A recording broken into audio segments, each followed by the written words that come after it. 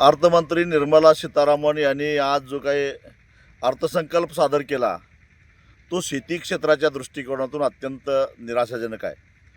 पोकळ घोषणा, मोठमोठ्या वल्गना, आत्मनिर्भरसारखे शब्द याच्या व्यतिरिक्त या अर्थसंकल्पामध्ये काहीच नाही.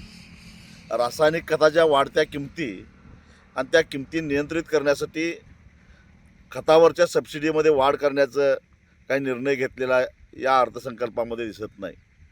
त्याचबरोबर साखर उद्योग असेल, अन्न प्रक्रिया उद्योग असेल, यासाठी विशेष सवलती काही नाहीत. एका बाजूला उत्पादन खर्च वाढत चाललेला आहे आणि त्या उत्पादन खर्चावर नियंत्रण करण्यासाठी म्हणून काय उपाययोजना करण्याची आवश्यकता आहे, ती उपाययोजना या अर्थसंकल्पामध्ये कुठंच दिसत नाही. डाळीच्या बाबतीत आत्मनिर्भर करण्याची वल्गना केली जाते, परंतु मोठ्या उद्योगपतींना डाळ आयात करण्यासाठी परवानगी दिली जाते. मग या धोरणाचा उपयोग काय? डाळ असो किंवा तेलबिया असो, या बाबतीत जर का आत्मनिर्भर करायचं असेल तर खऱ्या अर्थानं हमीभावाचा कायदा करून दिला पाहिजे.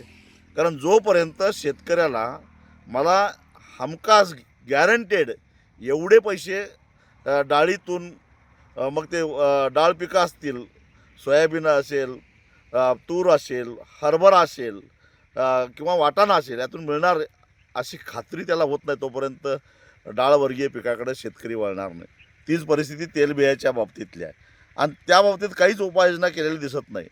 किसान क्रेडिट कार्ड 3 लाखावरनं 5 लाख रुपये केले, परंतु कर्ज वाढवून काय उपयोग? आधीच शेतकरी कर्जबाजारी झालेला आहे आणि ज्यांना खरोखरच कर्जाची आवश्यकता असते, या किसान क्रेडिट कार्डामध्ये 12 महिन्याच्या आत कर्ज परत करावं लागतं, तरच 0% व्याजाचा फायदा होतो.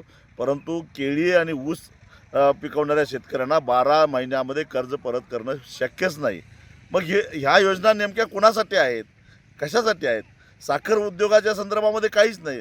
रासायनिक खताच्या किमती नियंत्रित करण्यासाठी काहीच उपाययोजना नाही. अन्न प्रक्रिया उद्योगासाठी काहीच नाही. जर अतिरिक्त उत्पादन झालं तर प्रक्रिया उद्योगाला चालना दिली पाहिजे आणि अतिरिक्त उत्पादन प्रक्रिया उद्योगाकडं वळवलं तरच किमती स्थिर राहतील. पण या संदर्भामध्ये काहीच उपाययोजना याच्यामध्ये केलेलं नाही.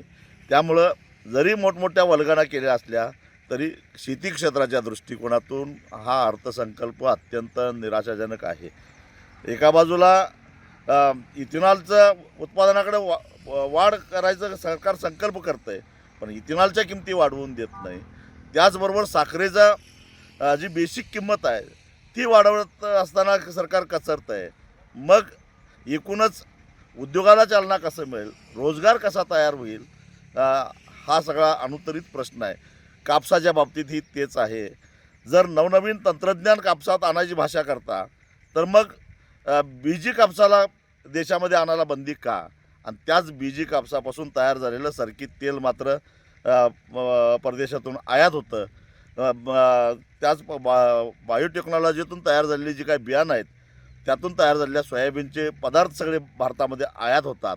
मग इथल्या शेतकऱ्यांना तंत्रज्ञानाचं स्वातंत्र्य का नाही, हा माझा केंद्र सरकारला सवाल आहे. स्पेशियस, लक्झुरियस, सगळं मिळेल अगदी मनासारखं.